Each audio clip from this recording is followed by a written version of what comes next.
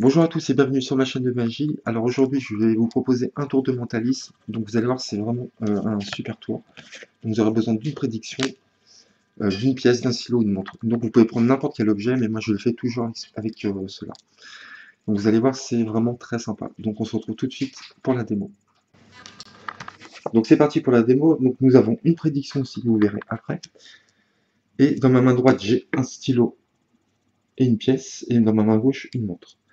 Et donc, je vais demander au spectateur ou à ma spectatrice de prendre deux objets. Donc, elles vont en prendre deux et elles vont en mettre un dans chaque main. Donc, vas-y, tu prends ce que tu veux, tu en mets un dans chaque main. Ok. Maintenant, tu vas en mettre un derrière ton dos, n'importe lequel. Soit la montre, soit le stylo. C'est bon? Je vais pas changer? Ok.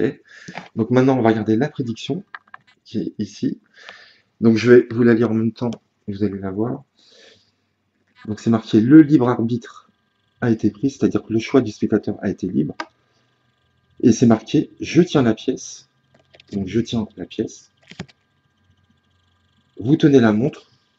Donc vous tenez la montre, le spectateur ou le spectatrice tient la montre.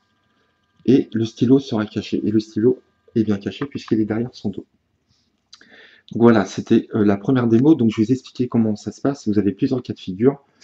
En tout cas, ce qui est génial avec ce tour, c'est qu'avec une seule prédiction, quoi que le spectateur prenne comme objet, vous lirez toujours la même et vous n'aurez pas plusieurs prédictions à lire.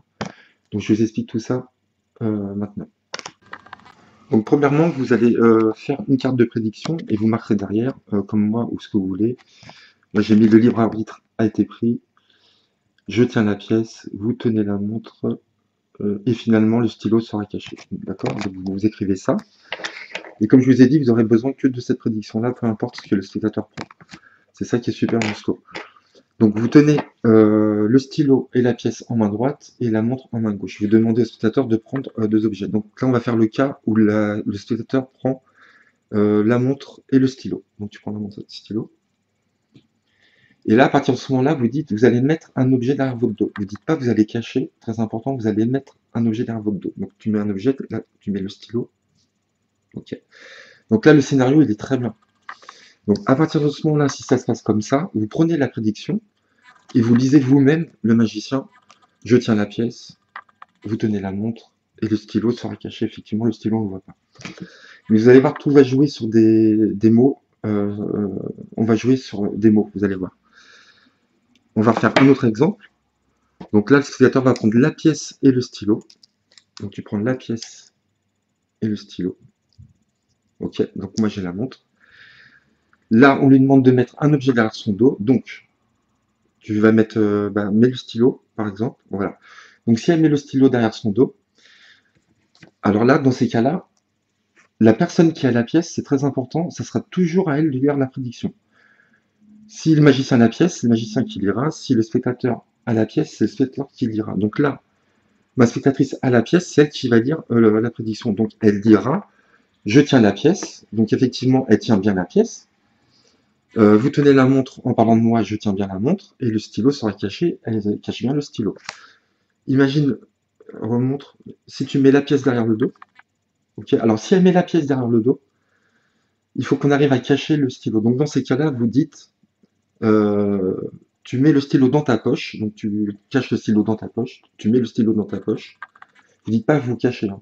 Vous dites mettez le stylo dans votre poche, et tu peux ramener ton bras, vas-y, pour que je vois ce que tu as pris dans ta main. Et en faisant ça, vous verrez, le spectateur ne pensera pas qu'on lui a dit un peu obligatoirement de mettre le stylo dans sa poche. Et là, la personne a la pièce, donc ça, vous lui dites de lire la prédiction. Donc elle dit, je tiens la pièce, elle tient bien la pièce, vous tenez la montre, je tiens la montre, et le stylo sera caché, le stylo est dans sa poche. Donc là, on va faire le dernier cas avec la montre et la pièce. Donc là, tu vas prendre la montre et la pièce, ça c'est le dernier cas, tu prends la montre et la pièce. Dès que vous avez le stylo en main, ce que vous faites, vous le mettez derrière votre dos. D'accord? Et vous tendez votre main, et vous dites maintenant, vous allez mettre un objet, un des deux, dans la main de n'importe lequel. Vas-y. Ok. Donc là, elle a mis la montre, moi j'ai le stylo derrière, elle a la pièce. Donc c'est à elle, à la spectatrice de lire. Donc elle va dire je tiens la pièce, c'est bon. Vous tenez la montre, c'est bon. et le stylo sera caché, c'est bon puisque je l'ai mis derrière mon dos. Ok. Si jamais, tiens, donc j'ai toujours derrière le stylo derrière le dos.